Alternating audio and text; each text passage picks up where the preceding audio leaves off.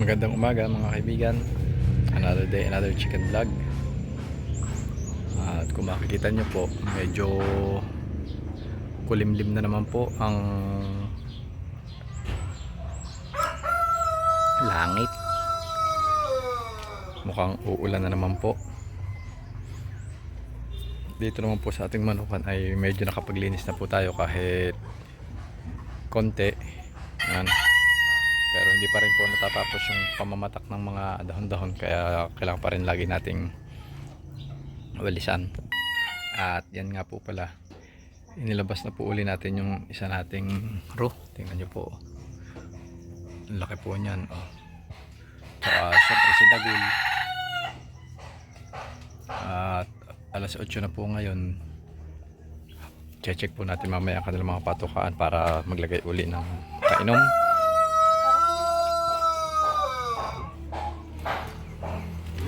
Nga po pala, yung ating dalawang sisiw na magto 2 months sa 27 na Brahma, inilipat na po natin dito dahil nadadamage na po yung kanilang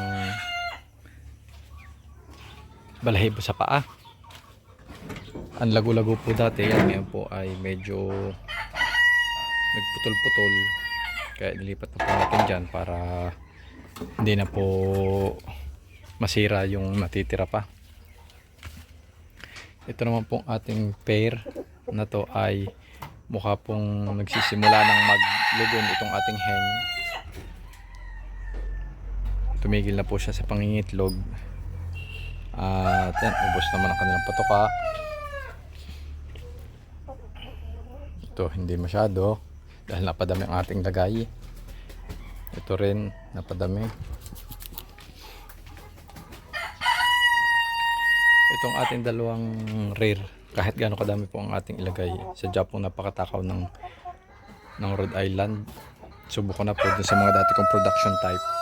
Tsaka dito kahit gaano kadami, kaya nilang ubusin sa isang patukaan. At dito nga po pala sa mga alaga natin ng mga manok, may napansin po ako na dito ganito po pala yung mga IG, Indio Gigante Polaco. Pag kumakain po sila, pag naubos po yung yung patuka, ubos din po yung tubig. Ito pong tubig na to ay bagong sali natin dahil kanina pong una natin painom ay vitamins. Katulad po nito. Pag sila po ay kumakain ng patuka sa umaga, pagkatapos po nila kumain, ubos din po yung kanilang tubig. Hindi po katulad ng iba nating manok na pag tumuka, iinom lang sila ng konting tubig o konting vitamins. Ang Indio Gigante Polaco po, ito pong mga alaga ko, pagkakain po nila, uubusin din po nila yung nakalagay na tubig. Ubos ang pagkain, ubos ang tubig. Kaya po natutuwa po ako sa kanila dahil napaka takaw nila. Tapos simot na simot talaga yung pagkain at saka yung tubig. Kahit mugmug wala kayo makikita. Kaya pagkapainom ko po ng 5:30, pakakainin ko po sila doon mga bago ako umalis ng manukan. Lalagyan ko na po sila mga bandang alas 6 yun, dahil madami po tayong pinapainom. Pagbalik ko po dyan ng alas 7, pag nagpatuka po ako ng ibang manok, ubos na po yung vitamins, ubos na rin po yung patuka. Simot po lahat, tubig at saka yung vitamins at saka yung yung pagkain. Kaya nakakatuwa, hindi katulad ng iba na pagkain lang inuubos. Minsan hindi pa ubos ang pagkain, tapos konting-konti lang iniinom na tubig o vitamins. Ayan po. Kagabi nga po pala ay sinugod tayo ng mga peste, mga daga po. Bali po nung nag-check po ako dito sa ating manukan ng gabi, dahil may tinignan po ako dito kung ayos po yung isa nating manok, nakita ko po may tumakbo dito sa bubong. Sabi ko, daga, dahil nakita ko yung buntot. So ang ginawa ko po ay pinainan ko po agad. At ito nga po pala yung ating pagka kaninang umaga nung nagpainom ako, yan po. Akala ko isa lang po na daga, dalawa po pala, isa, dalawa. So yan. Buti na lang at meron po tayo nito na trap. Ito po ay nagamit na rin natin ng 1 taon. At mamaya pong gabi ilalagyan po uli natin dahil baka may kasamahan pa sila. Hindi ko po ina-expect na mahuhuli agad sila dahil akala ko talaga isa lang. Tapos hindi ko naman po alam na papatulan nila yung inilagay ko dahil tinapay lang po yung inilagay kong doon sa trap. So yan po. Kaya po tayo nakagwantes ngayon. Aalisin po natin yung mga dagang yan. Tapos susunugin natin yung buhangin para patay yung bakterya nila. Dahil baka nakaihi sila dyan sa tapat na yan nung natrap sila sa bugang ihi. Kaya kailangan natin i-disinfect. Yan po. Yan na po mga kaibigan. Bale, napadaanan na po natin ng apoy. Yan, kung mapapansin nyo, tuyo na po yung buhangin na yan. Tsaka doon. Tsaka yung medyo gitnang yan. Dahil yung ating pong inilagay na trap kagabi ay dito po nakapatong isa dito at isa doon. Yung pong nakapatong dito, nagpatakbo dito. Pero yung pong nakapatong doon ay nakapunta po siya hanggang dito. Yan. Kita nyo po yan. Yan. Yung yan. Yan po yung dinaanan niya ng parang nung tumapak siya sa trap, nung nahuli siya, gumapang pa siya papunta dito. Yan. Nakagapang pa po siya dito dahil medyo mas malaki yung isa. Siguro ay malakas. Hindi agad siya namatay. Hindi katulad nung isa na nandun na ang pagkakahuli sa kanya ay sa leeg agad. Hindi po siya makakatakbo na. Samantalang yung nandito po ay yung nakapatong po doon ay sa gitna po, sa may tiyan po siya nahuli. Siguro po galing siya sa likod ng trap. Pagkuha niya ng napalo siya. Samantalang yung nandun pong isa ay paharap po. Kaya sa ulo po siya nakuha. Kaya po yung isang daga na nahuli natin ay nakapaglakad pa po hanggang dito po siya inabot, yan sa tapat na yan. At mamayang gabi nga po ay ilalagay po uli natin yung ating trap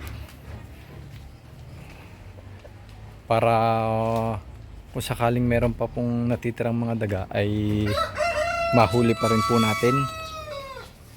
Ito pong ating panghuling to ay atin lang po nabili sa online. Yan. Tapos dinisinfect na po natin. Yan. Binuhusan natin ng Sunrox. At yung pong 2 daga na ating nahuli na nandun ay atin pong ililibing na. Yan. Buti na lang po at nakita ko kagabi dahil nung 1 taon po, meron po akong nahuli din daga. Tapos si tatay din, inalis yung mga kawain nandito. Doon pala nagtatago yung mga bubwit. Tapos nawala na. Akala ko nawala na totally. Ayun pala, meron pa rin. Kaya good thing na nakita ko kagabi, napainan ko, nahuli agad natin. Tapos meron naman dito naman sa ating paligid na to, meron naman tayo laging pinakakain pusa dito na nagbabantay. Dito po sa kapitbahay meron naman din mga pusa. Kaya dito po ay less possibility na magkadaga. Although meron na rin po dito once last year. Dito po, yan, dyan sa manuka natin na yan. Pero sa dami po ng pusa dito sa kabila, bigla na lang po yung nawala. Hindi ko na po nakitang bumalik. Dahil sa gabi po, nanunulay po siya dyan. Dahil pag may naglilimlim ng manok, siguro, kaya nababasag yung ibang itlog. Dinadali po niya. Ngayon po wala. Dahil yan po, kung makikita nyo, gubat po yung ating likod. May bahayan po dyan, may mga manukan din. Pero gubat po itong ating palikod na ito. At hindi po natin maalis yung possibility na may mga daga, may ahas or may mga bayawak dyan na pumupunta dito sa ating manukan. Kaya po pala nung naglinis ako dito, nakita ko yung mga net natin butas-butas. Ito po, oh, kung makikita nyo may butas po. Yan, yung may mga cable tie po, yan po ay tinahi ko lang dahil may butas. Yan po, oh. Dito pala dumadaan yung daga. Dito pa po, meron pa rin po dito. Kaya nagtataka ako, sabi ko hindi naman to bubutasin ng manok. Yun pala, daga po pala ang dumadali. Yan. Meron pa din dito, tapos meron pa din dun. Ito po ay, kung natatandaan nyo, kalilinis ko lang dito nung may nakita tayong bayawak. Pero nung kasagsagad po ng ulan, bigla na po uling lumago ang damo. Siguro po ay bibili po uli ako ng ng weed killer para spray natin, bubumbahin natin ng hindi po lumago ang damo. Yung po nabili natin nung isang taon ay demolition ang pangalan. Siguro bibili po ulit tayo dahil nakita ko po effective po yun. Total may pang spray naman po tayo dito. So yun po ang ating gagawin. So yun po muna mga kaibigan. At magandang balita po yun. Although sinugod tayo ng peste ay agad po ating nakontrol. Para hindi na po dumami. At kung madami mo po ay mabawasan. Dahil yun po ay malalaki na, siguro po ay nanganganak na rin sila. Kaya magpapain po ulit tayo mamayang gabi. So yun po muna. Maraming salamat. God bless po sa ating lahat at ingat po tayong lahat. Sa mga lugar pong binabaha ulit, paalala ko lang po, lumikas na po. Huwag nyo na pong intayin na mapahama kayo. Iwanan nyo na po yung mga bahay nyo kung yan po ay matibay naman ang pagkakagawa. Mababalikan nyo po yan. At kung hindi naman po ay pagpasadyos nyo na lang po. Wala po tayong magagawa dyan. Yan po ay natural occurrence po yan. So yun po, maraming salamat. God bless po sa ating lahat.